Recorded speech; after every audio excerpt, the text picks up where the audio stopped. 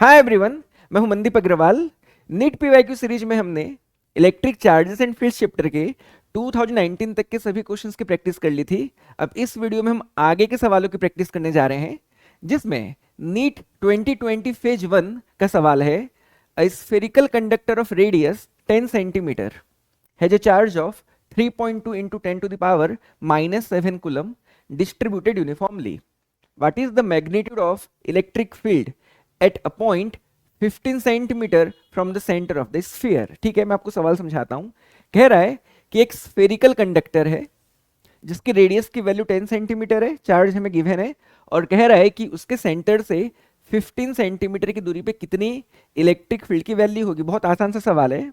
मैं आपको बता दूं कि अगर हम स्फीयर के रेडियस को कैपिटल आर मान करके चलते हैं एंड स्मॉल आर से हम स्फीयर के सेंटर से किसी भी एक रैंडम डिस्टेंस को अगर हम शो करें, इन दैट केस अगर आर की वैल्यू कैपिटल आर से छोटी हो, मतलब हम कहां होंगे?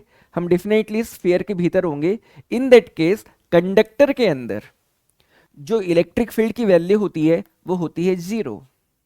अगर स्मॉल आर की वैल्यू कैपिटल आर के इक्वल हो, मतलब अगर हम सरफेस पे हो, तब इलेक्ट्रिक फील्ड की वैल्यू होती है 1/4 pi epsilon not charge of the sphere upon radius square. और अगर स्मॉल आर की वैल्यू कैपिटल आर से ज्यादा हो, तब फील्ड की वैल्यू होती है 1/4 pi epsilon naught Q upon small R square. और आपको ये तीनों बातों को बिल्कुल याद रखना चाहिए। अब यहां पर देखिए, स्फीयर की जो रेडियस है वो 10 सेंटीमीटर है, लेकिन जिस पॉइंट पे मुझे फील्ड पूछा गया है उसकी दूरी स्फीयर के सेंटर से 15 सेंटीमीटर है। तो इसका क्या मतलब है? हम कौन से केस में होंगे? डेफिनेटली हम थर्ड केस में हैं। यहाँ पर स्मॉल आर की वैल्यू कैपिटल आर से ज्यादा है, और इसीलिए मैं इस फॉर्मूले की मदद से इस प्रॉब्लम को सॉल्व करूंगा। तो फटाफट सॉल्व करते हैं, हमें आंसर मिल जाएगा। So implies that E will be equal to, अब हम जानते हैं 1/4 पाई एप्सिलॉन नॉट की वैल्यू होती है 9 into 10 to the power 9 into charge of the sphere हमें गिवन है 3.2 into 10 to the power -7 divided by distance का स्क्वायर करना है। तो डिस्टेंस यहाँ पर 15 सेंटीमीटर है, जिसे मैं लिख सकता हूँ 15 into 10 to the power -2 metre, और इसको यहाँ पर रहने दिया जाए। तो फाइनली इसको सॉल्व करते ही मुझे आंसर मिल जाएगा। So this will be equal to 9 into 3.2 into 10 to the power 2 divided by 10 to the power 9 into 10 to the power -7 10 to the power 2 हो गया। 15 के स्क्वायर की वैल्यू होती है 225 इंटू 10 टू द पावर -2 के स्क्वायर की वैल्यू हो जाएगी 10 to the power -4। So finally देखते हैं हमें क्या आंसर मिलने वाला है। इसे रिड्यूस करते हैं, हमें आंसर मिल जाएगा। पहले मैं 9 से मल्टीप्लाई कर देता हूँ। तो 9 2 जा 18 कैरीज 1, 9 3 जा 27 प्लस 1 28। तो ये आ गया हमारा 28.8 हो गया into 10 to the power 2 divided by 225 into 10 to the power -4। इसे सॉल्व कर देते हैं फटाफट। तो एक काम करता हूं, मैं इस डेसिमल की मैं शिफ्टिंग करता हूं। तो अगर मैं डेसिमल की शिफ्टिंग करूंगा तो ये 10 टू द पावर 1 हो जाएगा। 10 टू द पावर -4 ऊपर आकर के 10 टू द पावर +4 हो जाएगा, जिससे मुझे मिल जाएगा 10 टू द पावर 5। नाउ अब न्यूमरेटर में है मेरे पास 288, डिनोमिनेटर में है 225, तो ऑब्वियसली वैल्यू 1 से बड़ी होगी।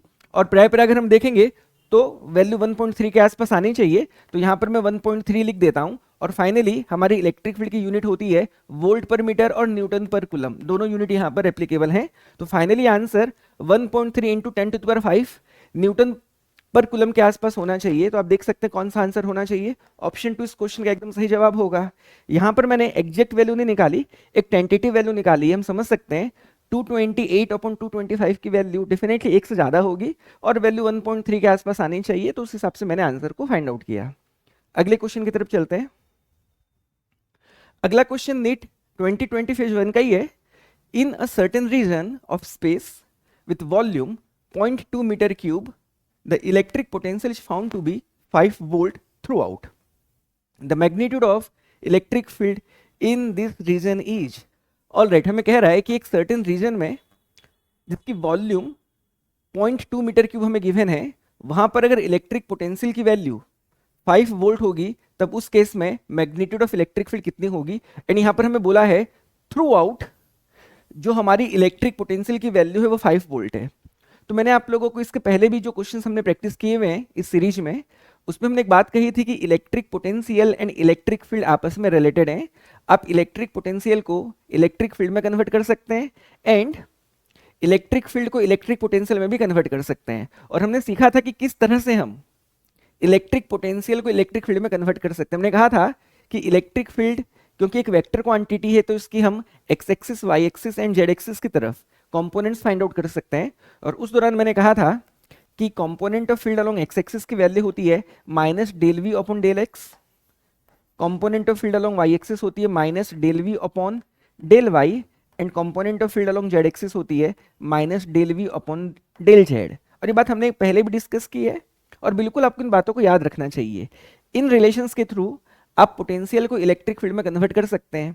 तो यहाँ पर एक बात समझनी है कि अगर मान लिया जाए हम एक्स एक्सिस की बात करें, तो क्योंकि हमारा पोटेंशियल थ्रू आउट सेम है, 5 वोल्ट की जो वैल्यू है उसमें इस वॉल्यूम में कोई बदलाव नहीं आ रहा, मतलब इलेक्ट्रिक पोटेंशियल की जो वैल्यू हमें 5 वोल्ट गिवन है इस वॉल्यूम में उसका कोई भी बदलाव नहीं है, और इसी वॉल्यूम में हमें इलेक्ट्रिक फील्ड की जानकारी पूछी गई है। तो क्योंकि इलेक्ट्रिक पोटेंशियल कांस्टेंट है तो कांस्टेंट का डिफरेंशिएशन कितना होगा, क्योंकि स्पेस के हर तरफ, मतलब एक्स एक्सिस के अलोंग भी, वाई एक्सिस के अलोंग भी एंड जेड एक्सिस के अलोंग भी, हर पॉइंट पे क्योंकि इलेक्ट्रिक पोटेंशियल की वैल्यू सेम है गिवन रीजन में, इसीलिए इन सभी केसेस में जो हमारी डिफरेंशिएशन की वैल्यू होगी पोटेंशियल की वो डेफिनेटली जीरो आने वाली है, मतलब ई एक्स भी जीरो है, ई वाई भी जीरो है, ई जेड भी जीरो है, और इसी कारण से इलेक्ट्रिक फील्ड की जो वैल्यू होगी फाइनली कितनी हो जाएगी, जीरो हो जाएगी। जब तक इलेक्ट्रिक पोटेंशियल में बदलाव नहीं आएगा डेफिनेटली यहाँ पर हम ई की वैल्यू को जीरो ही मेंटेन करेंगे, और इसीलिए यहाँ पर हमारा जो आंसर होगा वो जीरो होगा। सो ऑप्शन 1 इस क्वेश्चन का एकदम सही जवाब होना चाहिए। अगले क्वेश्चन की तरफ चलते हैं। अगला क्वेश्चन अगेन नीट 2020 फेज 1 से ही है। A short electric dipole has a dipole moment of 16 into 10 to the power minus 9 coulomb meter. The electric potential due to the dipole at a point at a distance of 0.6 meter from the center of the dipole situated on a line making an angle of 60 degree with the dipole axis is. Alright, मैं आपको समझाता हूं। एक electric dipole है and short electric dipole है, मतलब यहां पर हम डाइपोल की लेंथ को नेग्लेक्ट करेंगे एच कंपैरिजन टू डिस्टेंस, जिस डिस्टेंस पे हमें इलेक्ट्रिक पोटेंशियल की वैल्यू यहां पर हमें पूछी गई है। परफेक्ट। सुनाओ, तो कहता है कि अगर उस पॉइंट का पोजीशन वेक्टर अगर डाइपोल एक्सिस के साथ 60 डिग्री का एंगल फॉर्म करता हो तो 0.6 मीटर की दूरी पे हमारी इलेक्ट्रिक पोटेंशियल की वैल्यू क्या होनी चाहिए। तो डायरेक्टली फॉर्मूला बेस्ड क्वेश्चन है। मैं आपको बता दूं कि किसी भी इलेक्ट्रिक डाइपोल के लिए, यहां पर मैं आपको ड्राइंग के थ्रू समझाना चाहूंगा, तो यहां पर मान लो माइनस क्यू चार्ज है, यहां पर प्लस क्यू चार्ज है, एंड इलेक्ट्रिक डाइपोल का फॉर्मेशन दो इक्वल मैग्नीट्यूड के चार्जेस जिनका पोलैरिटी अपोजिट होना चाहिए उनके कॉम्बिनेशन से बनता है, और इनके बीच में एक स्मॉल दूरी होनी चाहिए, और इलेक्ट्रिक डाइपोल मूवमेंट का डायरेक्शन माइनस क्यू से प्लस क्यू की तरफ होता है। साथ ही साथ डाइपोल के सेंटर से हमें एक पॉइंट मार्क करना है 0.6 मीटर की दूरी पे, जिसकी पोजीशन वेक्टर हमारे डाइपोल एक्सिस के साथ 60 डिग्री का एंगल मेंटेन करेगी। तो यहाँ पर मैंने एक पॉइंट ले लिया मान लो, और इस पॉइंट को हम सेंटर से अगर ज्वाइन करें डाइपोल के, तो ये जो लेंथ हमें गिवन है इसकी वैल्यू हमें गिवन है 0.6 मीटर, और ये जो एंगल आप देख रहे हैं इस एंगल की वैल्यू हमें 60 डिग्री गिवन है। तो कहता है कि इस पर्टिकुलर पॉइंट पे इलेक्ट्रिक पोटेंशियल की क्या वैल्यू होगी। तो फॉर्मूला होता है V equal to P upon 4 pi epsilon naught R square into cos theta, जहां पर P हमारे डाइपोल के डाइपोल मूवमेंट की वैल्यू है, R उस पॉइंट की डाइपोल के सेंटर से दूरी होती है जिस पॉइंट पे आपको इलेक्ट्रिक पोटेंशियल पूछा जाता है, एंड थीटा डेफिनेटली यहां पर पॉइंट के position vector and dipole axis के बीच का एंगल होता है। तो वैल्यूज पुट करते ही हमें आंसर मिल जाएगा। सो 1/4 पाई एप्सिलॉन नॉट की वैल्यू हो गई 9 into 10 to the power 9। Dipole movement की वैल्यू ऑलरेडी हमें गिवन है, that is 16 into 10 to the power -9 into theta की जगह मैं 60 डिग्री पुट कर दूंगा, cos 60 की वैल्यू होती है 1/2। नाउ r की वैल्यू हमें गिवन है 0.6 मीटर, जिसके स्क्वायर की वैल्यू हो जाएगी 36 into 10 to the power -2। Actually 0.6 के स्क्वायर की वैल्यू 0.36 होगी, जिसको मैं 36 इंटू 10 टू द पावर -2 लिख सकता हूं। अब देखिए मैं काम करता हूं, इन दोनों को 4 से रिड्यूस करता हूं, तो 4 4 जा 16, 4 9 जा 36, 9 एंड 9 भी यहाँ पर आपस में कैंसिल हो गए, एंड 4/2 को मैं लिख सकता हूँ यहाँ पर 2, है ना। यहाँ पर मैं 4 एंड 2 को रिड्यूस करता हूँ, यहाँ पर 2 बचता है। 10 to the power +9 into 10 to the power -10 becomes 10 to the power 0, जिसकी वैल्यू हो गई 1। बस डिनोमिनेटर में 10 टू द पावर -2 बचा है, जो न्यूमरेटर में आकर के इंटू 10 टू द पावर +2 हो जाएगा, और वोल्ट हमारी यूनिट होती है इलेक्ट्रिक पोटेंशियल की। सो फाइनली आंसर कितना हो जाएगा हमारा 200 वोल्ट, और इसीलिए ऑप्शन 2 इस क्वेश्चन का एकदम सही जवाब होना चाहिए। अगले क्वेश्चन की तरफ चलते हैं। अगला क्वेश्चन नीट 2020 फेज 2 से बिलोंग करता है। 2020 में कोविड के दौरान नीट का पेपर 2 बार हुआ था, तो पहले पेपर के सवाल हमने डिस्कस कर लिए हैं। अब हम सेकंड जो पेपर हुआ था नीट का, उसके क्वेश्चंस को हम अब अपेयर करेंगे। So the electric field at a point on the equatorial plane at a distance r from the center of a dipole having dipole moment p is given by r is very greater than separation of two charges forming the dipole epsilon not हमारी permittivity of free space है। देखिए directly formula based question है, इसको लेकर के definitely अगर आपको formula याद है तो मुश्किल से आपको 2 सेकंड का समय लगना है इस क्वेश्चन को करेक्ट करने के लिए और सॉल्व करने के लिए। तो देखिए मैं आपको बता दूं इक्वेटोरियल प्लेन क्या होता है आगे हम समझते हैं। तो जैसे मान लिया जाए यहाँ पर -q चार्ज है, यहाँ पर +q चार्ज है, और ये हमारी होगी डाइपोल की एक्सिस। डाइपोल मूवमेंट का डायरेक्शन हमारी -q से +q की तरफ होता है। तो इन दोनों चार्जेस के बीच से अगर हम एक प्लेन इमेजिन करें जो कि डाइपोल एक्सिस के परपेंडिकुलर हो, इसी प्लेन को हम इक्वेटोरियल प्लेन कहते हैं। डाइपोल के सेंटर से पास होने वाली एक प्लेन जो डाइपोल एक्सिस के साथ परपेंडिकुलर हो, उस प्लेन को हम इक्वेटोरियल प्लेन कहते हैं। एंड इक्वेटोरियल प्लेन में बनने वाले इलेक्ट्रिक फील्ड की value for a short dipole, अब यहाँ पर शॉर्ट डाइपोल क्यों मैं कह पा रहा हूँ, क्योंकि यहाँ पर साफ साफ कह रहा है कि जो स्मॉल r की वैल्यू है, जिस पॉइंट पे मुझे फील्ड की वैल्यू पूछी गई है, उस पॉइंट की दूरी चार्जेस के सेपरेशन के कंपैरिजन में काफी ज्यादा है। इसका ये मतलब है कि -q एंड +q के बीच की दूरी काफी छोटी होगी h कंपैरिजन टू उस पॉइंट की दूरी जहां पर फील्ड की जानकारी पूछी गई है। तो ऑब्वियसली शॉर्ट डाइपोल का केस है। तो इक्वेटोरियल प्लेन में शॉर्ट डाइपोल के लिए बनने वाले इलेक्ट्रिक फील्ड का फॉर्मूला होता है E = P/4πε0 r³। ये हमारी इलेक्ट्रिक फील्ड की मैग्नीट्यूड की वैल्यू है। जहां तक डायरेक्शन का सवाल है, जो भी डाइपोल मूवमेंट का डायरेक्शन होता है उस डायरेक्शन के एग्जैक्टली ऑपोजिट में हमारी इक्वेटोरियल प्लेन में इलेक्ट्रिक फील्ड फॉर्म होती है। और क्योंकि यहां पर हमारी इलेक्ट्रिक डाइपोल का डायरेक्शन और इलेक्ट्रिक डाइपोल मूवमेंट का डायरेक्शन -q से +q की तरफ है, तो इक्वेटोरियल प्लेन में जो फील्ड बनेगी जस्ट ऑपोजिट बनेगी, और ये हमारी फील्ड का डायरेक्शन हो जाएगा। तो अगर यहाँ पर मैं डायरेक्शन को भी इंक्लूड करूं तो यहाँ पर डेफिनेटली वेक्टर फॉर्म में p के साथ मुझे एक -साइन लगाना पड़ेगा, और यही इस क्वेश्चन का एकदम सही जवाब होना चाहिए। तो आप चेक कर लीजिए कौन सा ऑप्शन आपको करेक्ट दिख रहा है। तो डेफिनेटली यहाँ पर ऑप्शन 1 क्वेश्चन का सही जवाब होगा, और ऑप्शन 1 ही हमारा सही आंसर है।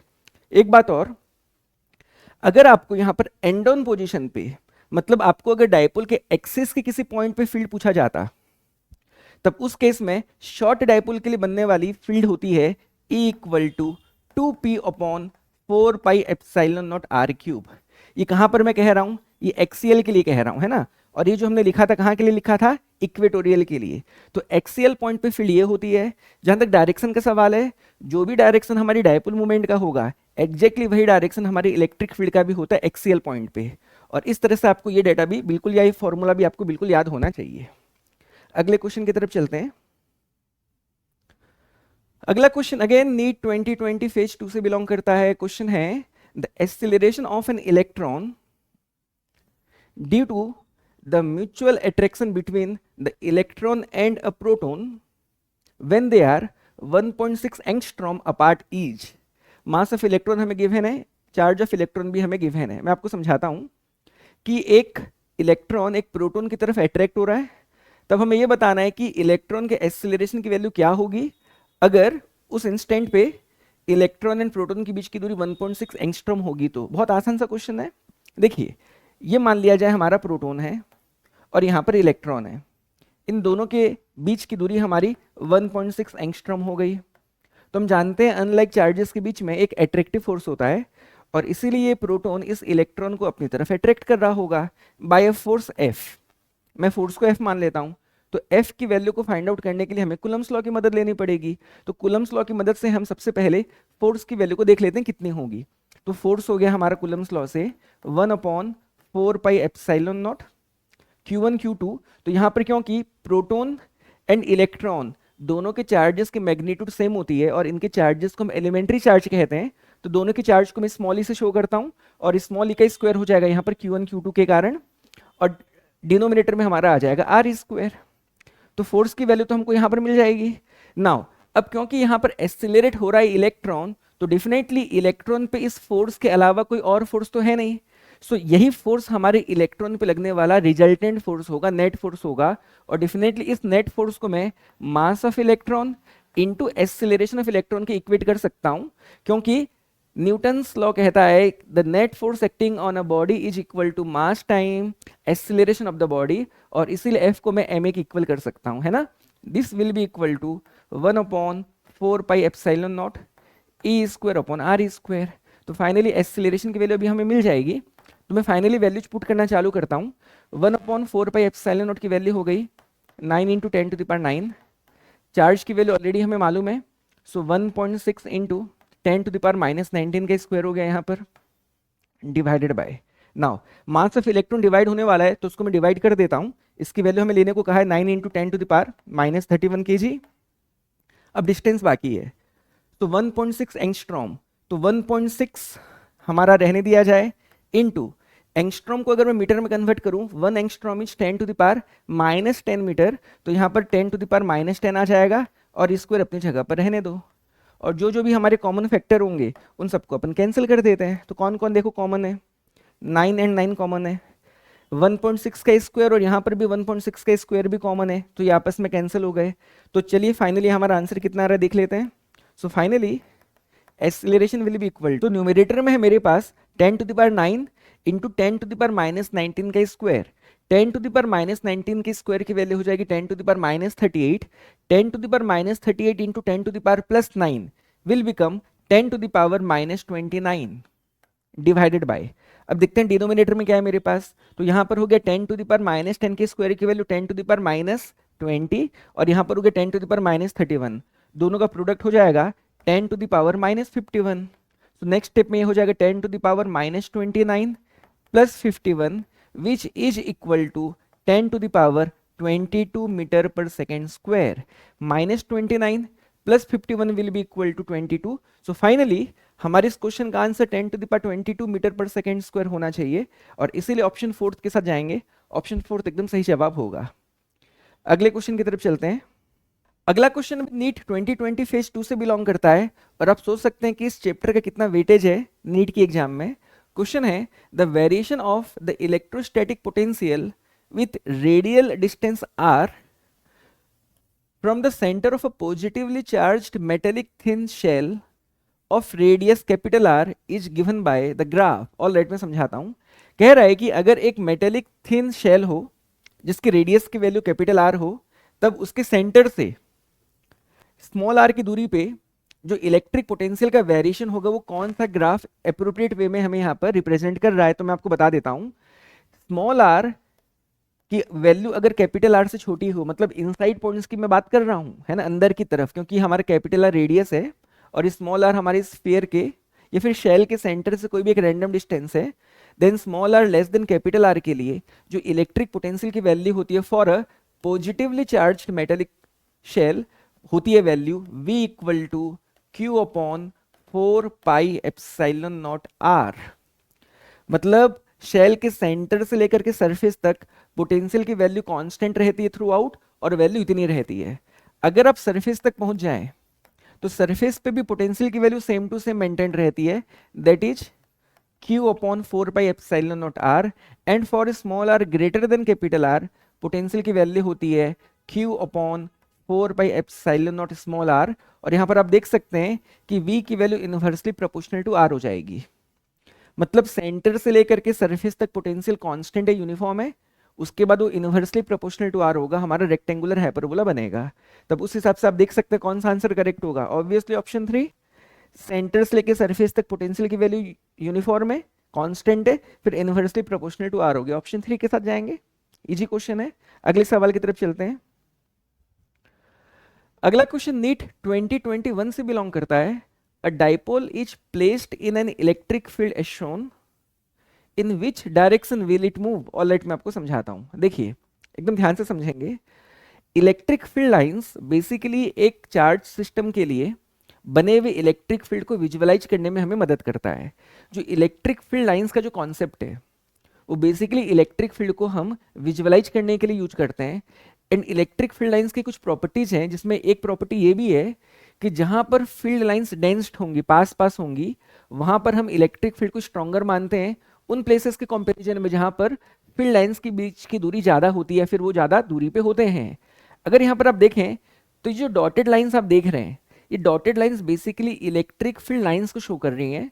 और क्योंकि इन इलेक्ट्रिक फील्ड लाइंस को हम डाइवर्जिंग नेचर का देख पा रहे हैं, तो जहां पर ये पास थी वहां पर डेफिनेटली इलेक्ट्रिक फील्ड की वैल्यू ज़्यादा स्ट्रांग रही होगी।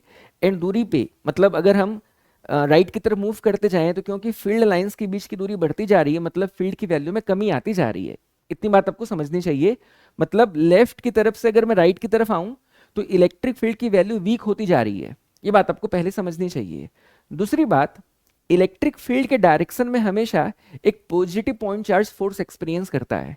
अगर आप किसी इलेक्ट्रिक फील्ड में एक पॉजिटिवली चार्ज पार्टिकल को रखते हैं तो जो भी फील्ड का डायरेक्शन होगा एग्जैक्टली सेम डायरेक्शन में पॉजिटिव चार्ज फोर्स एक्सपीरियंस करेगा। और अगर आप इलेक्ट्रिक फील्ड के प्रेजेंस में एक नेगेटिव चार्ज को रखते हो तब जो भी फील्ड की डायरेक्शन होगी उसके एग्जैक्टली ऑपोजिट डायरेक्शन में नेगेटिव चार्ज फोर्स एक्सपीरियंस करता है। और इस बात को आपको बिल्कुल याद रखना चाहिए। उस हिसाब से अगर मैं आपसे पूछूं कि ये जो प्लस क्यू चार्ज आप देख रहे हैं ये कौन से डायरेक्शन में फोर्स एक्सपीरियंस करेगा, तो ऑब्वियसली इस पॉइंट पे जो भी इलेक्ट्रिक फील्ड का डायरेक्शन होगा उसी डायरेक्शन में पार्टिकल को फोर्स एक्सपीरियंस करना चाहिए, क्योंकि पॉजिटिव पार्टिकल फील्ड की तरफ फोर्स एक्सपीरियंस करेगा। तो जो प्लस क्यू वाला पार्टिकल आप देख रहे हैं इस पे लगने वाला जो फोर्स होगा वो डेफिनेटली राइटवर्ड होगा, हाँ कि नहीं। अच्छा, अगर मैं बात करूं इस माइनस क्यू की, तो क्योंकि नेगेटिवली चार्ज्ड पार्टिकल है तो फील्ड के जस्ट ऑपोजिट डायरेक्शन में इसको फोर्स एक्सपीरियंस करना चाहिए, और इसीलिए जो माइनस क्यू है ये लेफ्ट की तरफ फोर्स एक्सपीरियंस करेगा, है ना। अब क्या इन दोनों फोर्सेस की वैल्यू सेम होगी, तो आपको सोचना चाहिए कि जो इलेक्ट्रिक फोर्स होता है वो होता है चार्ज इनटू इलेक्ट्रिक फील्ड। ये हमारी इलेक्ट्रिक फोर्स को निकालने का फॉर्मूला है। तो दोनों चार्जेस की मैग्नीट्यूड तो सेम है, लेकिन क्या दोनों चार्जेस की पोजीशंस पे इलेक्ट्रिक फील्ड सेम है क्या? आप सोचिए, नहीं, बिल्कुल नहीं। जैसा कि मैंने पहले बताया आपको, यहाँ पर फील्ड लाइंस की डेंसिटी ज़्यादा है, यहाँ पर फील्ड लाइंस की डेंसिटी कम है, तो प्लस क्यू के पोजिशन पे हमारी इलेक्ट्रिक फील्ड स्ट्रॉन्गर है, और इसीलिए प्लस की जो फोर्स एक्सपीरियंस करेगा राइट की तरफ वो स्ट्रॉन्गर फोर्स होगी। लेकिन क्योंकि माइनस क्यू की पोजीशन पे फील्ड वीक हो चुकी है, तो फील्ड के कम होने के कारण उस पर लगने वाली लेफ्ट की तरफ जो फोर्स होगी वो छोटी होगी। तो स्ट्रॉन्गर फोर्स के लिए मैंने बड़ा एरो बनाया है, वीक फोर्स के लिए मैंने छोटा एरो बनाया है। और अगर इन दोनों फोर्सेस के मैं रिजल्टेंट की बात करूं तो ऑब्वियसली जो रिजल्टेंट होगा वो राइट की तरफ आएगा। अगर दो वेक्टर्स अपोजिट डायरेक्शन में हो तब उनका रिजल्टेंट a माइनस बी होता है, और जो वेक्टर उसमें बड़ा वैल्यू का होता है रिजल्टेंट फोर्स भी उसी तरफ होता है। और इसीलिए आप बिल्कुल कह सकते हैं कि इस पर्टिकुलर केस पे जो नेट फोर्स होगा वो राइट की तरफ होगा, ठीक है। तो एक बात तो क्लियर है कि इस केस में जो डायपोल है वो नेट फोर्स राइट की तरफ एक्सपीरियंस करेगा। मतलब डायपोल की मूवमेंट होनी किस तरफ चाहिए? डायपोल की मूवमेंट ऑब्वियसली राइट की तरफ ही होगी। तो इसीलिए राइट की तरफ हमारा डायपोल मूव करेगा, तो ऑप्शन 2 नहीं हो सकता क्योंकि इसमें लेफ्ट वर्ड यूज किया है। ऑप्शन 4 भी नहीं हो सकता। या तो ऑप्शन 1 करेक्ट है या तो ऑप्शन 3 करेक्ट है।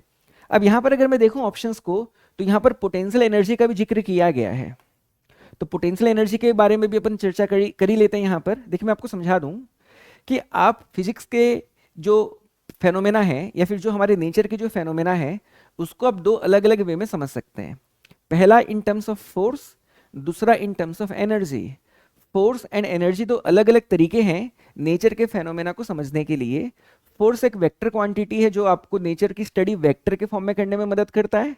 एनर्जी एक स्केलर क्वांटिटी है जो आपको नेचर की स्टडी स्केलर फॉर्म में करने के लिए मदद करता है। बट दोनों ही तरीके से आप नेचर की स्टडी कर सकते हैं। आप ऐसा भी बोल सकते हैं कि क्योंकि नेट फोर्स राइट की तरफ था इसीलिए हमारा डायपोल की मूवमेंट राइट की तरफ हुई। या आप ऐसा भी कह सकते हैं कि एक सिस्टम हमेशा हाइयर से लोअर पोटेंशियल एनर्जी की तरफ मूव करता है। मैं आपको बता दूं कि हम कहते हैं कि एक सिस्टम की पोटेंशियल एनर्जी जितनी ज़्यादा होगी वो उतना कम स्टेबल होगा, उसकी स्टेबिलिटी उतनी कम होगी, अनस्टेबिलिटी बढ़ेगी। और अगर एक सिस्टम की पोटेंशियल एनर्जी कम है तब उस केस में उसकी स्टेबिलिटी ज़्यादा है, हम ऐसा कहते हैं, है ना। Higher potential energy lower stability को शो करती है, lower potential energy higher stability को शो करती है, और इसलिए मैं कह सकता हूँ potential energy is inversely proportional to stability. और क्योंकि एक सिस्टम हमेशा स्टेबल होना चाहता है, तो इसीलिए हमेशा एक सिस्टम स्टेबिलिटी की तरफ मूव करता है। और अगर मैं बात स्टेबिलिटी के लिए कर रहा हूं, तो डेफिनेटली वो हाइयर पोटेंशियल एनर्जी से हमेशा लोअर पोटेंशियल एनर्जी की तरफ सिस्टम जाना चाहेगा। तो अगर आप एक सिस्टम को मूव करने के लिए परमिट करें, तब वो हमेशा हाइयर पोटेंशियल एनर्जी से लोअर पोटेंशियल एनर्जी की तरफ जाएगा, जो कि फोर्स के डायरेक्शन की तरफ ही होगा। मतलब मैं आपको वही कह रहा हूं कि आप सेम फेनोमेना को फोर्स के टर्म्स में कहेंगे तो बोलेंगे कि भैया जिस तरफ नेट फोर्स है उस तरफ सिस्टम मूव करेगा, या फिर अगर आप एनर्जी के टर्म्स में कहेंगे तो आप क्या बोलेंगे कि जिस तरफ एनर्जी की वैल्यू में कमी आएगी सिस्टम उस तरफ मूव करेगा। तब उस हिसाब से डेफिनेटली ये डायपोल की मूवमेंट राइट की तरफ हो रही है, और राइट की तरफ मूव होने के दौरान ये अपनी पोटेंशियल एनर्जी को डिक्रीज कर रहा होगा। तो इसीलिए आपको एकदम आराम से अब ऑप्शन समझ में आ जाएगा। पोटेंशियल एनर्जी इंक्रीज वाला जो ऑप्शन है ये नहीं हो सकता, पोटेंशियल एनर्जी विल डिक्रीज, ये बात एकदम सही है। और इसीलिए ऑप्शन 3 इस क्वेश्चन का एकदम सही जवाब होगा। ऑप्शन 3 एकदम परफेक्ट आंसर है। अगले क्वेश्चन की तरफ चलते हैं। नेक्स्ट क्वेश्चन भी नीट 2021 से बिलोंग करता है। क्वेश्चन है polar molecules are the molecules. हमें यहाँ पर कुछ ऑप्शंस गिवन है।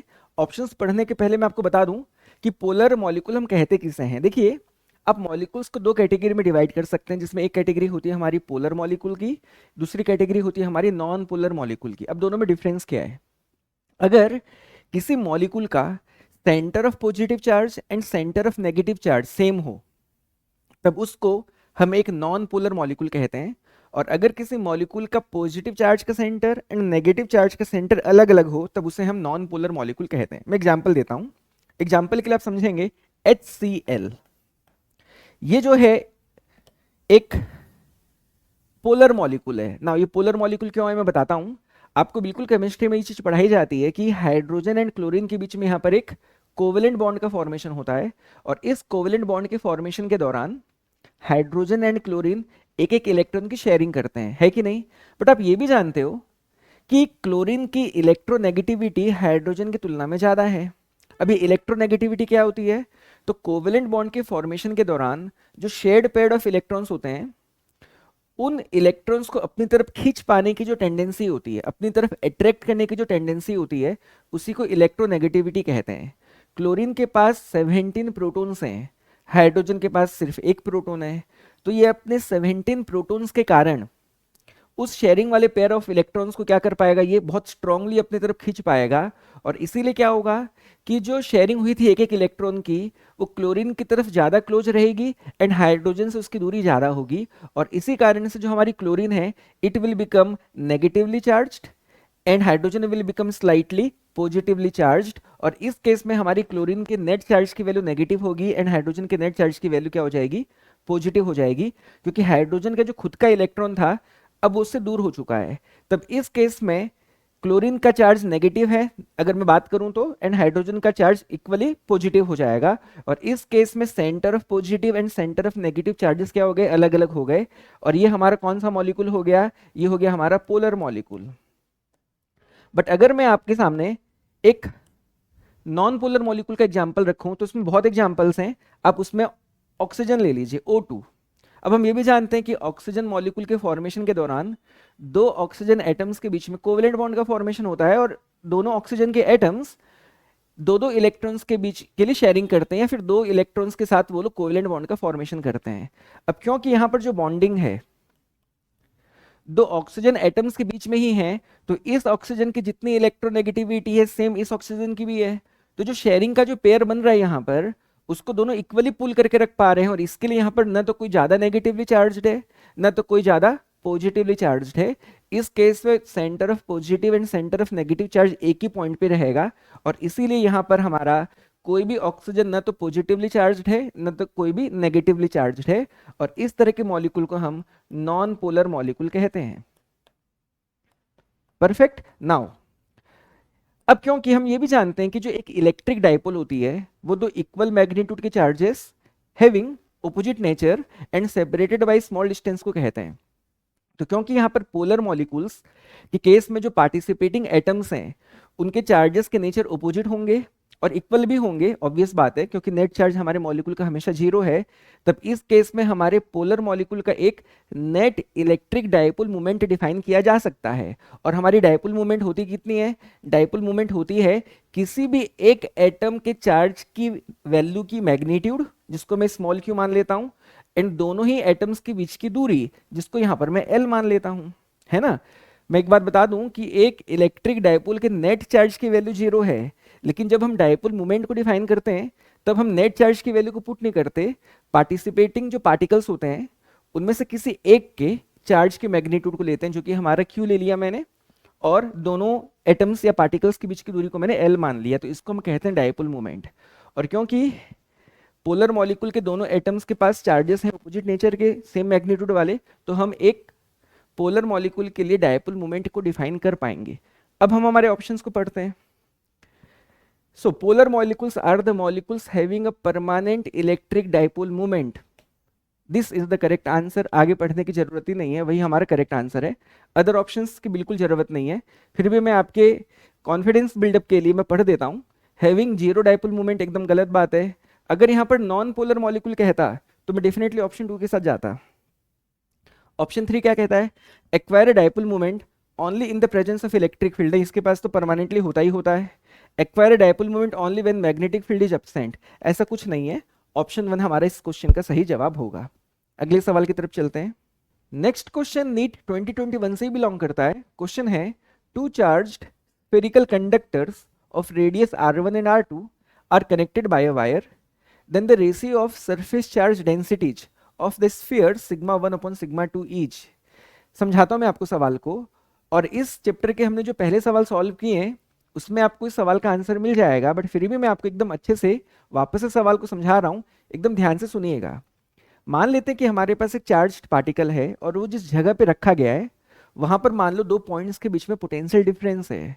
तो अगर दो पॉइंट्स के बीच में पोटेंशियल डिफरेंस है तब डेफिनेटली आप उस चार्ज को एक्सीलरेट होता हुआ देखेंगे, उस चार्ज को वहां पर आप मूव होता हुआ देखेंगे।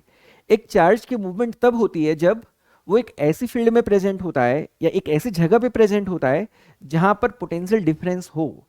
एक पॉजिटिव चार्ज हमेशा from the point at high potential to the point at low potential move करता है, एंड कन्वर्सली एक नेगेटिव चार्ज हमेशा from the point at low potential to the point at high potential move करता है। और इस बात को आपको बिल्कुल याद रखना चाहिए। मैं क्या समझा रहा हूं आप सुनिएगा। मान लो इस पॉइंट में हाई पोटेंशियल है, हाई वोल्टेज कर देता हूं, हम पोटेंशियल को वोल्टेज भी कहते हैं, और मान लो इस पॉइंट में लो वोल्टेज है। तो अगर ऐसा रहा तब पॉजिटिव चार्ज की जो मूवमेंट होगी वो from the point at high potential to the point at low potential होगी। और अगर हम बात करें एक नेगेटिव चार्ज की, तो नेगेटिव चार्ज हमेशा from the point at low potential to the point at high potential की तरफ मूव करता है। ये बात आपको बिल्कुल याद रखनी चाहिए। और चार्ज की मूवमेंट कब तक होती रहेगी? जब तक पोटेंशियल डिफरेंस की वैल्यू जीरो ना हो जाए या फिर उन दोनों पॉइंट्स के पोटेंशियल्स की वैल्यू सेम ना हो जाए, तब तक चार्जेस की मूवमेंट होती रहती है जब तक पोटेंशियल डिफरेंस फाइनली जीरो ना हो जाए। आपको इस बात को बिल्कुल याद रखना चाहिए। एक बात मैंने आपको और भी समझाया है कि जिस डायरेक्शन में पोटेंशियल की वैल्यू में कमी आती है उसी डायरेक्शन में हमारी इलेक्ट्रिक फील्ड भी होती है ना। जो डायरेक्शन की तरफ आप इलेक्ट्रिक पोटेंशियल की वैल्यू में डिक्रीमेंट होता हुआ देखेंगे, एग्जैक्टली सेम डायरेक्शन में हमारी इलेक्ट्रिक फील्ड का डायरेक्शन होता है ना। डिक्रीमेंट का मतलब है कि हाईएस्ट रेट में जो डिक्रीमेंट है जिस डायरेक्शन की तरफ होगा, एग्जैक्टली सेम डायरेक्शन की तरफ हमारी इलेक्ट्रिक फील्ड का डायरेक्शन होता है। तो आप ऐसा भी कह सकते हैं कि क्योंकि हाई पोटेंशियल से लो पोटेंशियल की तरफ एक इलेक्ट्रिक फील्ड डायरेक्टेड है, इसी इलेक्ट्रिक फील्ड के कारण इस चार्ज ने राइट की तरफ फोर्स एक्सपीरियंस किया। सिमिलरली अगर मैं यहां पर कहूं तो इस केस में भी हाई से लो की तरफ हमारी इलेक्ट्रिक फील्ड होगी, और इस इलेक्ट्रिक फील्ड के प्रेजेंस के कारण हमारा नेगेटिव चार्ज अपोजिट डायरेक्शन में मूव किया। तो जैसा कि मैंने आपके सामने अभी जस्ट बात रखी थी कि आप नेचर के फेनोमेना को दो अलग अलग वे में समझ सकते हैं, फोर्स के टर्म्स में भी एंड एनर्जी के टर्म्स में भी। यहाँ पर एनर्जी का मतलब मेरा पोटेंशियल से है, फोर्स का मतलब मेरा यहाँ पर फील्ड से है ना। इलेक्ट्रिक फील्ड फोर्स पर यूनिट चार्ज होती है, and electric potential energy per unit charge होती है ना। तो फील्ड होता है फोर्स अपॉन चार्ज, पोटेंशियल होती है एनर्जी पर यूनिट चार्ज। तो definitely field and force related है, potential and potential energy related है ना। तो इस तरह से आपको बातों को समझना है। तो कब तक चार्जेस की मूवमेंट होगी, जब तक उन दोनों के पोटेंशियल्स की वैल्यू सेम ना हो जाए, उन दोनों पॉइंट्स की पोटेंशियल्स की वैल्यू जब तक सेम नहीं हो जाती तब तक चार्जेस की मूवमेंट होती रहती है। अब यहाँ पर हमारे पास दो अलग अलग चार्ज्ड स्फीयर्स थे, एक की रेडियस r1 थी, दूसरे की रेडियस r2 थी। तो कहता है कि अगर उन दोनों को एक वायर से कनेक्ट कर दिया गया तो वायर के कनेक्ट होते ही चार्जेस की मूवमेंट अलाउड हो गई। पहले तो दोनों स्फीयर्स अलग अलग थे और बीच में था हमारा एयर। तो एयर क्योंकि एक नॉन कंडक्टिंग मीडियम है, तो नॉन कंडक्टिंग मीडियम से होकर के तो चार्जेस की मूवमेंट हो नहीं सकती थी। तो जैसे ही हमने स्फीयर को या दोनों स्फीयर्स को वायर से कनेक्ट किया, तब उस वायर के कारण यहाँ वहां पर एक कंडक्टिंग पाथ मिला और उस कंडक्टिंग पाथ से होते हुए चार्जेस मूव कर गए। और कब तक मूव किए, जब तक दोनों की पोटेंशियल्स की वैल्यू सेम नहीं हो गई, है ना। अब पोटेंशियल्स की वैल्यू सेम होने के बाद पहले स्फीयर की जो सरफेस चार्ज डेंसिटी है वो हो गई सिग्मा 1 और दूसरे की हो गई सिग्मा 2। तो हमको सिग्मा 1 अपॉन सिग्मा 2 बताना है। तो सबसे पहले हम ये बात करते हैं कि एक स्फीयर की पोटेंशियल का फॉर्मूला क्या होता है। तो एक स्फीयर की पोटेंशियल का फॉर्मूला होता है Q upon 4 pi epsilon naught R, जहां पर R हमारी स्फीयर की होती है रेडियस। ठीक, एक कंडक्टिंग स्फीयर के सरफेस में इतनी पोटेंशियल होती है। अब क्योंकि यहाँ पर मुझे आंसर सिग्मा 1 एंड सिग्मा 2 के टर्म्स में देना है या फिर मुझे डेंसिटी की रिक्वायरमेंट है, तो यहाँ पर क्योंकि सारा का सारा चार्ज हमारे कंडक्टर के सरफेस में ही है, कंडक्टर के अंदर चार्ज नहीं हो सकता। इलेक्ट्रोस्टैटिक कंडीशन में कभी भी स्फीयर अगर कंडक्टिंग नेचर का हो तो कंडक्टर के अंदर चार्ज नहीं होता, हमेशा कंडक्टर के सरफेस में चार्ज होता है after attaining the electrostatic condition. और इसलिए यहाँ पर हमारी सरफेस चार्ज डेंसिटी को डिफाइन किया गया है। तो अगर मुझे सरफेस चार्ज डेंसिटी की रिक्वायरमेंट है तो मुझे स्फीयर के चार्ज के साथ स्फीयर के सरफेस एरिया को डिवाइड करना पड़ेगा। स्फीयर के सरफेस एरिया की वैल्यू होती है 4 पाई आर स्क्वायर, और क्योंकि यहाँ पर सिर्फ आर है तो मुझको न्यूमेरेटर में एक आर मल्टीप्लाई करके डिनोमिनेटर में भी एक आर मल्टीप्लाई कर देना चाहिए। उस हिसाब से Q upon 4 pi R square जो कि हमारी स्फीयर का एरिया है हो जाएगा हमारा sigma into R divided by epsilon naught. तो फाइनली हम क्या क्या कह सकते हैं, वायर के कनेक्ट या वायर के थ्रू कनेक्ट करने के बाद दोनों स्फीयर्स की पोटेंशियल्स की वैल्यू सेम हो गई। इंप्लाइज दैट मैं कह सकता हूं sigma 1 R1 upon epsilon naught must be equal to sigma 2 R2 upon epsilon naught. Epsilon naught आपस में कैंसिल हो गए, तो फाइनली मैं सिग्मा 1 अपॉन सिग्मा 2 को लिख सकता हूं R2 अपॉन R1, जो इस क्वेश्चन का एकदम सही जवाब होना चाहिए। तो आप देख लीजिए R2 अपॉन R1, ऑप्शन 3 इस क्वेश्चन का एकदम सही जवाब होगा। हालांकि सवाल को सॉल्व करने के लिए आपको हार्डली 10 सेकंड की रिक्वायरमेंट थी, बट मैंने काफी समय लिया इसीलिए कि आप मेरी बातों को सुन सुन करके बार बार सुन करके आपको ये सारे कोर कॉन्सेप्ट्स इतने अच्छे ढंग से याद हो जाएं कि जब आप नीट के पेपर में इन सवालों को वापस से देखें तब आपको ज़्यादा सोचना ना पड़े, आप बहुत क्विकली उन क्वेश्चंस को सॉल्व कर पाए, है ना। तो आपकी मैं मदद करना चाह रहा हूँ और इसीलिए मैं थ्योरी को इतने डिटेल में समझा रहा हूँ ताकि बार बार सुन सुन के भी आपको सारी बातें याद हो जाएं और आप काफ़ी कॉन्फिडेंटली फिजिक्स के क्वेश्चंस को अप्रोच करें। अगले क्वेश्चन की तरफ चलते हैं। अगला क्वेश्चन वापस से नीट 2021 से ही बिलोंग करता है। चौथा क्वेश्चन है 2021 का, है ना। सोचिए एक चैप्टर से 4 सवाल। नाउ क्वेश्चन है 27 drops of same size are charged at 220 volt each, they combine to form a bigger drop, calculate the potential of the bigger drop. ठीक है, सवाल आसान है। देखिए 27 छोटे छोटे ड्रॉप्स थे और उन सभी ड्रॉप्स के पास जो पोटेंशियल की वैल्यू थी वो 220 वोल्ट थी। तो अगर उन सबको कंबाइन करके एक सिंगल ड्रॉप को फॉर्म करें तो सिंगल ड्रॉप के पोटेंशियल की वैल्यू क्या होनी चाहिए। तो देखिए समझा रहा हूं। अब जो छोटे छोटे ड्रॉप्स थे, जो टाइनी ड्रॉप्स थे, उनके पास पोटेंशियल आया कहां से होगा, तो डेफिनेटली उनके पास कुछ ना कुछ चार्ज तो रहा होगा ना। बिना चार्ज के पोटेंशियल बनेगी कहां से।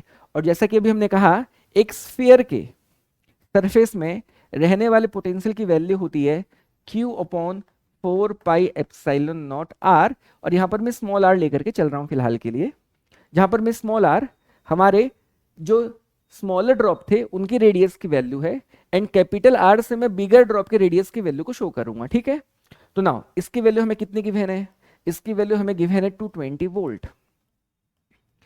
अब हम ये भी जानते हैं from the law of conservation of charge, charge can neither be created nor be destroyed, है ना। चार्ज को ना तो क्रिएट किया जा सकता है ना तो डिस्ट्रॉय किया जा सकता है, और किसी भी आइसोलेटेड सिस्टम के नेट चार्ज की वैल्यू हमेशा कांस्टेंट होती है, कंजर्व्ड रहती है। तो अगर मैंने 27 ड्रॉप्स को मिला दिया है तो डेफिनेटली उन 27 ड्रॉप्स के चार्जेस की वैल्यू भी तो मिल जाएगी, जुड़ जाएगी, एक हो जाएगी। और इसीलिए अगर मैं बिगर ड्रॉप की बात करूं तो बिगर ड्रॉप के पोटेंशियल की वैल्यू को अगर मैं वी डैश मान लूं, तब उस बिगर ड्रॉप के टोटल चार्ज की value definitely 27 times of the charge of smaller drop होनी चाहिए, जो कि यहाँ पर कैपिटल क्यू मैंने ली थी। तो डेफिनेटली बिगर ड्रॉप के चार्ज की वैल्यू 27 कैपिटल क्यू हो गई। कैपिटल क्यू से मैंने स्मॉल ड्रॉप के चार्ज को शो किया हुआ है ना। 4 पाई एप्सिलॉन नॉट अपनी जगह पर ही है, और क्योंकि यहाँ पर 27 ड्रॉप्स मिले थे तो बड़े ड्रॉप का रेडियस डेफिनेटली कुछ और होगा, और उस रेडियस को मैं कैपिटल आर मान लेता हूँ। ठीक, यहाँ तक की तो बात एकदम क्लियर है। लेकिन अब मुझको कैपिटल आर की वैल्यू जब तक पता नहीं चलेगी तब तक मैं डेफिनेटली सवाल का आंसर नहीं दे सकता। तो मुझको कैपिटल आर की वैल्यू निकालनी है। तो आप खुद सोच के बताएंगे कि 27 ड्रॉप्स को अगर मैं मिला दूं तो शुरुआत में और बाद में, मतलब स्मॉलर ड्रॉप्स एंड एक सिंगल बिगर ड्रॉप का क्या और सेम होने वाला है, देन डेफिनेटली आप आंसर देंगे वॉल्यूम, क्योंकि यहाँ पर जो अमाउंट ऑफ सब्सटेंस है उसमें कोई बदलाव नहीं है, और इसीलिए जो टोटल वॉल्यूम 27 टाइनी ड्रॉप्स का था एग्जैक्टली सेम वॉल्यूम हमारी बिगर ड्रॉप का भी होना चाहिए। और इसीलिए मैं लिख सकता हूँ, मैं क्या लिख सकता हूँ, 27 times of 4/3 pi small R cube must be equal to 4/3 pi capital R cube. Small R हमारी छोटे स्फेयर के रेडियस की वैल्यू है, कैपिटल आर हमारे बिगर ड्रॉप के रेडियस की वैल्यू है। तो 4/3 pi 4/3 pi cancel, then definitely capital R की वैल्यू क्यूब रूट लेने से आ जाएगी, देन 27 के क्यूब रूट की वैल्यू हो जाएगी 3, आर क्यूब के लिए हो जाएगी स्मॉल आर। तो ये समझ में आ गया कि बिगर ड्रॉप के रेडियस की वैल्यू स्मॉलर ड्रॉप के रेडियस की तुलना में 3 टाइम्स है। तो इसको मैं और आगे क्या लिख सकता हूँ, 27 Q upon 4 pi epsilon naught, and capital R की जगह में मैं लिख दूंगा 3 times of small R. Now 27 upon 3 will become 9 into q upon 4 pi epsilon naught small R. But ये जो वैल्यू आप देख रहे हैं q/4 pi epsilon naught small R की, वो ऑलरेडी मुझे 220 गिवन थी, तो इसीलिए यहाँ पर मुझे आंसर फाइनली मिल गया 9 इंटू 220। सो 0 रहेगा, 9 2 जा 18 कैरीज 1, 9 2 जा 18 प्लस 1 19, यूनिट हमारी वोल्ट होती है। सो 1980 वोल्ट, ऑप्शन 1 सही जवाब है। आगे बढ़ते हैं। नीट 2022 का सवाल है, the angle between the electric lines of force and the equipotential surface is 90 degree. Option fourth इस क्वेश्चन का एकदम सही जवाब होगा। कैसे, मैं आपको समझाता हूं, और इसकी जानकारी मैंने बिल्कुल आपको दे रखी है, एक बार फिर सुनेंगे, ठीक, बार बार सुनेंगे, आपको बिल्कुल सारी बातें याद हो जाएंगी। और मैं आपको फिजिक्स उसी ढंग से समझा रहा हूं जिस ढंग से फिजिक्स को समझाया जाना चाहिए, और आप सारे कॉन्सेप्ट्स को सुनेंगे एकदम ध्यान से, आपको समझ में आ जाएगा। मैंने आपसे कई बार कहा कि जिस डायरेक्शन में इलेक्ट्रिक पोटेंशियल की वैल्यू में कमी आती है with the highest rate, exactly उसी डायरेक्शन में हमारी इलेक्ट्रिक फील्ड डायरेक्टेड होती है। समझाने के लिए मान लिया जाए ये पॉइंट ए है और ये पॉइंट बी है। पॉइंट ए है हमारे हाई पोटेंशियल में एंड पॉइंट बी है हमारी लो पोटेंशियल में। देन हाई पोटेंशियल से लेकर के लो पोटेंशियल की तरफ हमारी इलेक्ट्रिक फील्ड का डायरेक्शन होता है। ये बात आपको बिल्कुल याद रखना चाहिए, ठीक। हाई पोटेंशियल से लो पोटेंशियल की तरफ हमारी इलेक्ट्रिक फील्ड डायरेक्टेड होती है, या फिर जिस तरफ इलेक्ट्रिक फील्ड होती है एग्जैक्टली उसी डायरेक्शन में इलेक्ट्रिक पोटेंशियल की वैल्यू में हाईएस्ट रेट में डिक्रीमेंट आता है।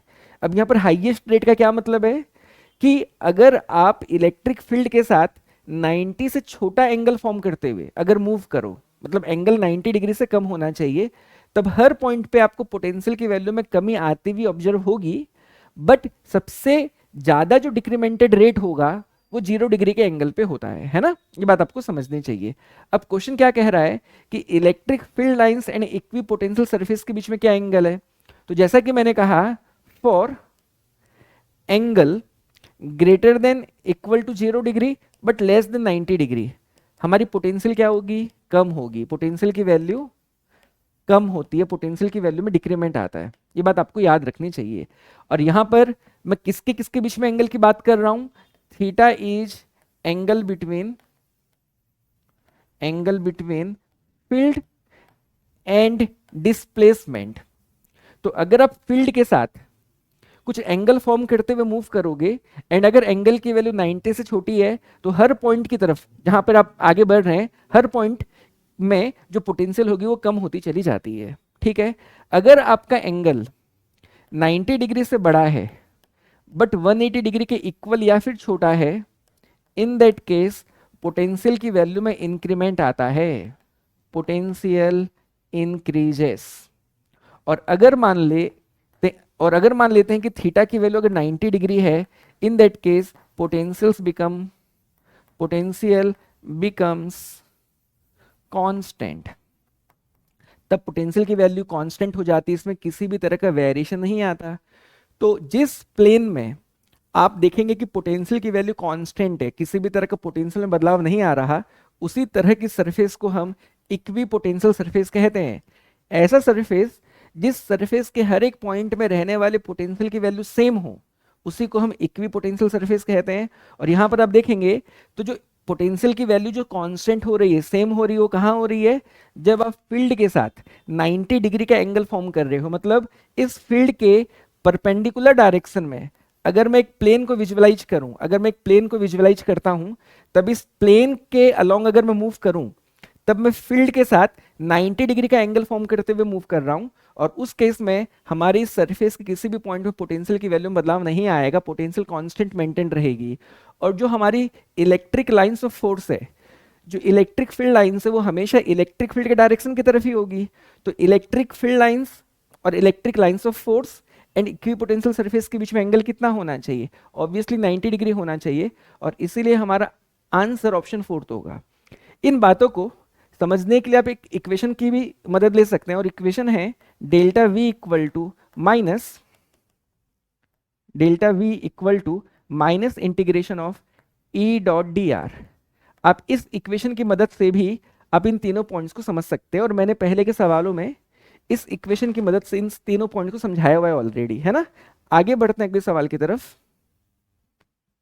नेक्स्ट क्वेश्चन अगेन नीट 2022 से ही है। क्वेश्चन है, two hollow conducting spheres of radii r1 and r1 very very greater than r2 have equal charges.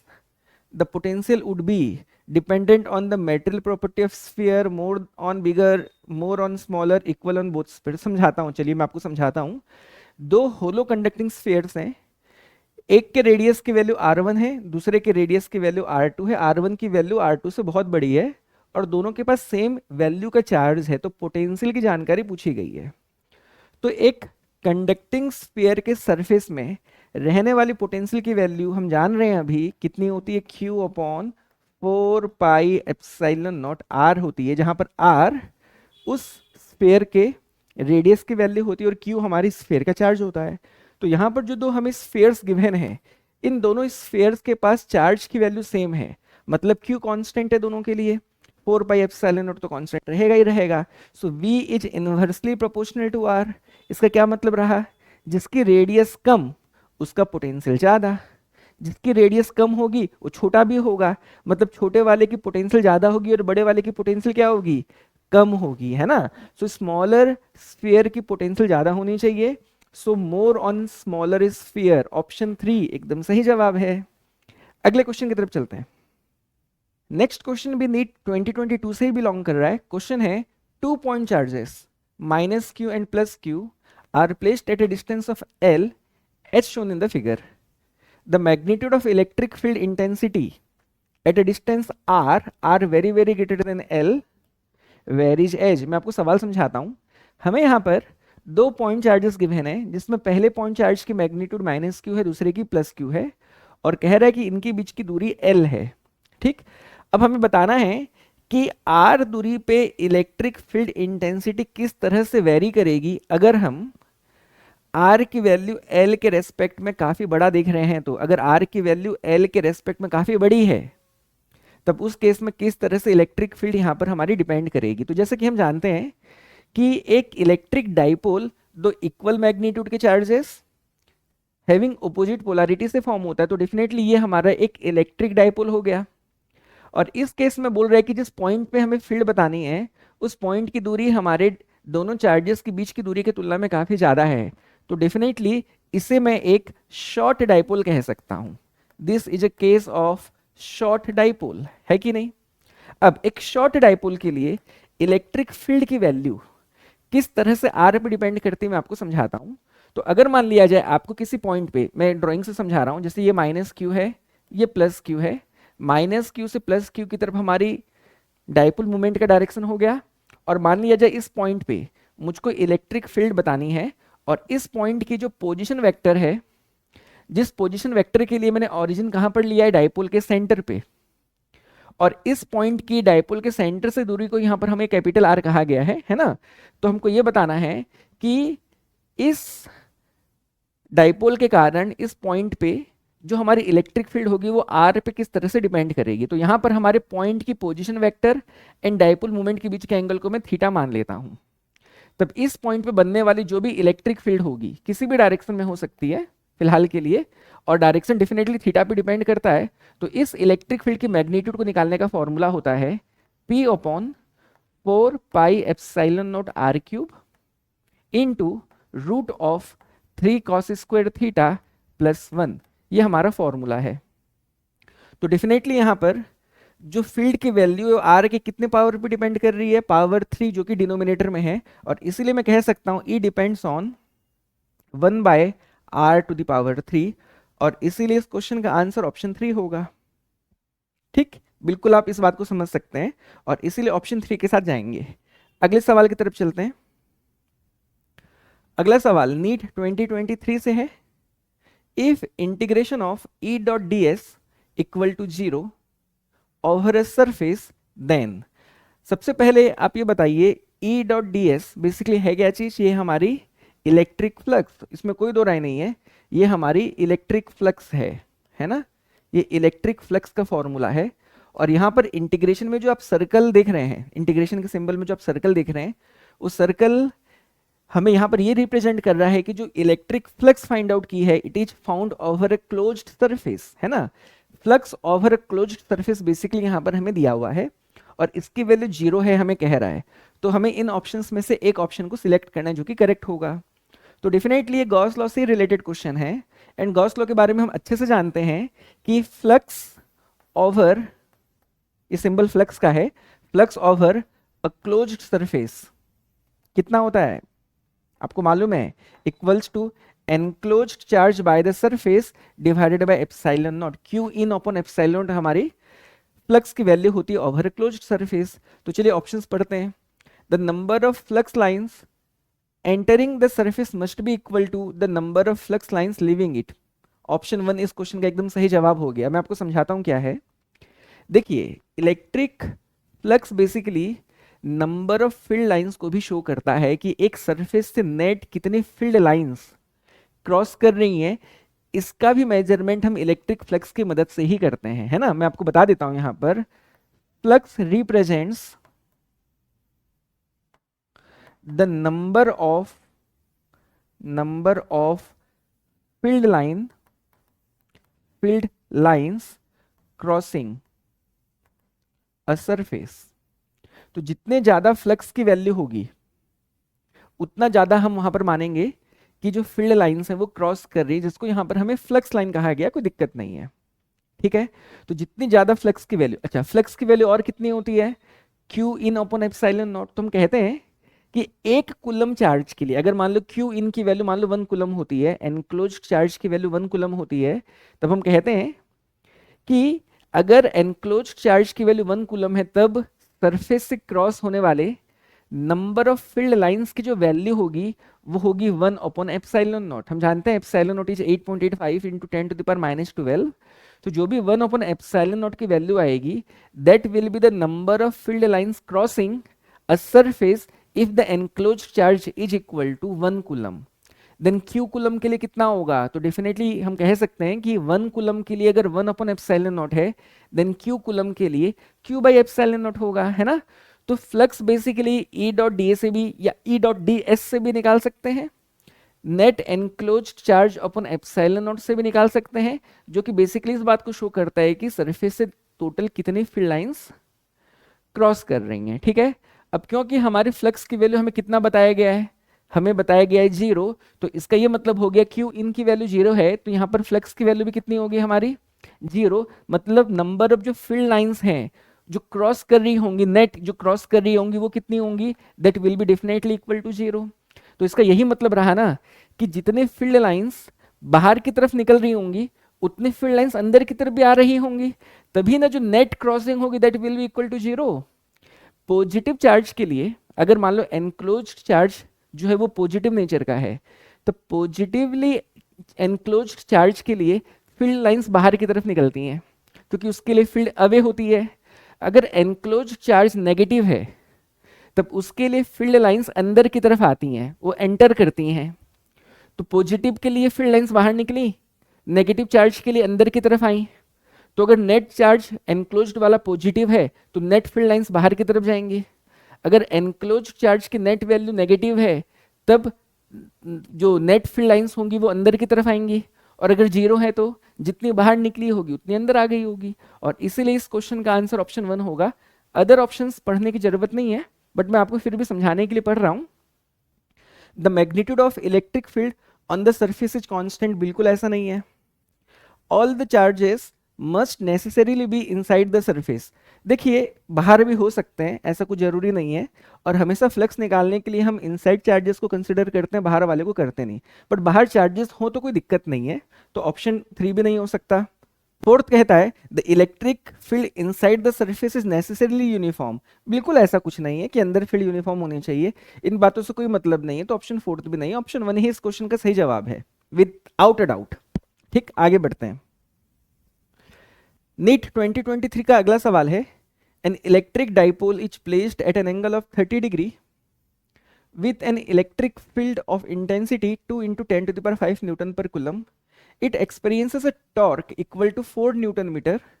Calculate the magnitude of charge on the dipole if the dipole length is 2 centimeter. All right, मैं आपको समझाता हूँ सवाल। कह रहा है कि एक इलेक्ट्रिक डाइपोल को एक इलेक्ट्रिक फील्ड में रखा गया at an angle of 30 degree with the dipole movement. Torque की वैल्यू हमें गिवन है, तो हमको बताना ये है कि अगर डायपोल की लेंथ 2 सेंटीमीटर है तो चार्ज कितना होगा। तो देखिए अगर आप किसी इलेक्ट्रिक डायपोल को यूनिफॉर्म इलेक्ट्रिक फील्ड में रखते हैं तब उस पर लगने वाली टॉर्क की वैल्यू होती है P क्रॉस E। अगर मैं मैग्नीट्यूड की बात करूं तो हो जाएगी ये PE sine theta. Now torque की वैल्यू हमें गिवन है 4, डायपोल मूवमेंट होता है magnitude of any one particle और magnitude of charge of any one particle into distance between the charges, जिसकी वैल्यू हमें 2 सेंटीमीटर गिवन है, तो यहाँ पे मैं लिख दिया 2 into 10 to the power -2 metre. Electric field की वैल्यू हमें गिवन है 2 into 10 to the power 5, and जहाँ तक थीटा का सवाल है, थीटा 30 डिग्री है, साइन 30 की वैल्यू 1/2 होती है। सो 2 एंड 2 आपस में कैंसिल हो गए। Finally 4/2 will become 2 equals to q into 10 to the power -2 into 10 to the power 5 becomes 10 to the power 3। So q की वैल्यू फाइनली आ जाएगी 2 मिली कूलम, और इसीलिए 2 मिली कूलम ऑप्शन 4 इस क्वेश्चन का एकदम सही जवाब होगा। ठीक, अगले क्वेश्चन की तरफ चलते हैं। नेक्स्ट क्वेश्चन नीट 2023 से है। क्वेश्चन है an electric dipole is placed as shown in the figure. The electric potential in 10 to the power 2 volt at point P due to the dipole is epsilon naught is permittivity of free space 1/4 pi epsilon naught is k। देखिए मैं समझाता हूँ। हमें यहाँ पर एक electric dipole given है जिसमें यहाँ -q चार्ज है और यहाँ पर +q चार्ज है, और हम जान के आ रहे हैं कि -q से लेकर के +q की तरफ हमारी डाइपोल मूवमेंट होती है। तो ये मेरा डाइपोल मूवमेंट का डायरेक्शन हो गया। और ये जो पॉइंट P गिवन आप देख सकते हैं ये हमारी डाइपोल के एक्सिस पे ही प्रेजेंट है, मतलब ये एंड ऑन पोजिशन पे प्रेजेंट है। एक्सियल पॉइंट को हम एंड ऑन पोजिशन भी कहते हैं। और इस पर्टिकुलर पॉइंट की अगर मैं डाइपोल के सेंटर से एक पोजीशन वेक्टर बनाऊं तो इस position vector r and dipole movement जिसका डायरेक्शन -q से +q की तरफ है, इन दोनों के बीच में रहने वाला जो एंगल है वो एंगल हो जाएगा theta equals to 0 degree. Perfect, ये बात तो हम एकदम क्लियरली समझ सकते हैं। इसके अलावा आप ये भी देखिए कि जो डिस्टेंस दिया है वो 5 सेंटीमीटर गिवन है किसकी, पॉइंट P की डाइपोल के सेंटर से। लेकिन लेकिन यहाँ पर जो डाइपोल है उस डाइपोल के दोनों पार्टिकल्स के बीच की दूरी 6 सेंटीमीटर है, 3 + 3 बिकम 6 सेंटीमीटर। और इसलिए मैं बिल्कुल कंक्लूड कर सकता हूँ कि ये जो डाइपोल है ये एक शॉर्ट डाइपोल नहीं है, ये एक लॉन्ग डाइपोल है। और लॉन्ग डाइपोल के लिए हमको यहाँ पर इलेक्ट्रिक पोटेंशियल की वैल्यू फाइंड आउट करनी है। शॉर्ट डाइपोल के लिए जो इलेक्ट्रिक पोटेंशियल को फाइंड आउट करने का फॉर्मूला हो, तो मैं आपको समझा रहा हूँ क्यों, क्योंकि उसकी जरूरत है आपको एक बार जानने के लिए। For short dipole electric potential को फाइंड आउट करने का फॉर्मूला होता है P/4πε0r² into cos theta. But ये फॉर्मूला यहां पर मैं अप्लाई नहीं कर सकता। यहां पर मैं क्यों अप्लाई नहीं कर सकता, क्योंकि मेरा डाइपोल शॉर्ट नहीं है। तो मैं क्या करूं, तो मैं ये जानता हूं कि जो इलेक्ट्रिक पोटेंशियल है जिसके बारे में हमें यहां पर पूछा गया है ये एक स्केलर क्वांटिटी है। तो मैं क्या करता हूं, मैं पॉइंट P पे -q के लिए अलग से निकाल देता हूं पोटेंशियल, प्लस q के लिए भी अलग से निकाल देता हूं पोटेंशियल, दोनों का एल्जेब्रिक सम कर देता हूं, आंसर आ जाएगा। तो इसीलिए आप शॉर्ट डाइपोल वाला फॉर्मूला यूज मत कर बैठना, क्योंकि आपको डिस्टेंस के साथ पॉइंट P की दूरी को, मतलब दोनों चार्जेस के बीच की दूरी से, डाइपोल की लेंथ से आपको पॉइंट P की दूरी को कंपेयर करना जरूरी है ना। तो देखिए एक पार्टिकल के लिए, फॉर अ पार्टिकल पोटेंशियल निकालने का फॉर्मूला होता है Q/4πε0r। आपको ये फॉर्मूला बिल्कुल पता होगा। पॉजिटिव चार्ज रहा तो Q का साइन प्लस रहेगा, नेगेटिव रहा तो माइनस रहेगा। तो मैं काम क्या करूंगा, -q प्लस q दोनों के लिए इंडिपेंडेंटली पोटेंशियल निकाल करके एल्जेब्रिक सम कर दूंगा। तो फाइनली V की वैल्यू कितनी हो गई, तो -q के लिए लिखूंगा। तो यहाँ पर बोला है कि 1/4πε0 को k ले लो, तो इसको मैं k ले लिया। यहाँ पर आ जाएगा मेरा -q अपॉन, अब बात करते हैं डिस्टेंस की। तो डिस्टेंस कितना हो गया, -q से लेकर के p तक का, तो -q से लेकर के सेंटर की दूरी 3 सेंटीमीटर है, सेंटर से लेकर के p की दूरी 5 सेंटीमीटर है। सो 5 + 3 विल बिकम 8। सेंटीमीटर को मीटर में कन्वर्ट करने के लिए 10⁻² में डिनोमिनेटर में मल्टीप्लाई कर दिया, प्लस q के लिए हो जाएगा k into plus q divided by, and इस प्लस q से पॉइंट P की दूरी कितनी हो जाएगी, तो ये दूरी 5 सेंटीमीटर है और ये 3 सेंटीमीटर है, तो ये 2 सेंटीमीटर बचती है। So it will be equal to 2 into 10⁻² metre. अब मैं क्या करूं इसमें, मैं ऑब्वियसली के क्यू अपॉन 10⁻² को कॉमन ले लेता हूं। तो यहां पर मेरे पास बचेगा -1/8 प्लस 1/2। हाँ कि नहीं, समझना एकदम आसान है। यहां तक तो बात एकदम क्लियर हो चुकी है हमारी। अब 10⁻² न्यूमरेटर में जाकर के हो जाएगा 10⁻+2, और हमको 10⁻² वोल्ट के टर्म्स में ही जवाब देना था, है ना। तो 10⁻+2 तो हो गया मेरे पास अलग से। So this will be equal to, अब -1/8 प्लस 1/2 में जो एलसीएम हो गया वो हो गया 8, यहां पर हो जाएगा -1 और यहां पर आ जाएगा +4, और फाइनली के क्यू अपॉन 10⁻² मेरा अभी भी बचा हुआ है। सो -1 + 4 बिकम्स +3।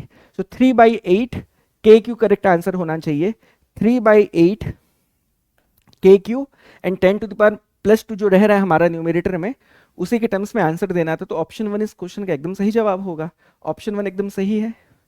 अगले सवाल की तरफ चलते हैं। नेक्स्ट क्वेश्चन नीट 2024 से बिलोंग करता है। क्वेश्चन है, a thin spherical shell is charged by some source, the potential difference between the 2 points C and P shown in the figure is. Alright, मैं समझाता हूं। यहां पर हमारे पास एक थिन स्फेरिकल शेल है, पॉइंट C हमारा डेफिनेटली शेल के अंदर है, एंड पॉइंट P हमारा डेफिनेटली शेल के सरफेस पे है।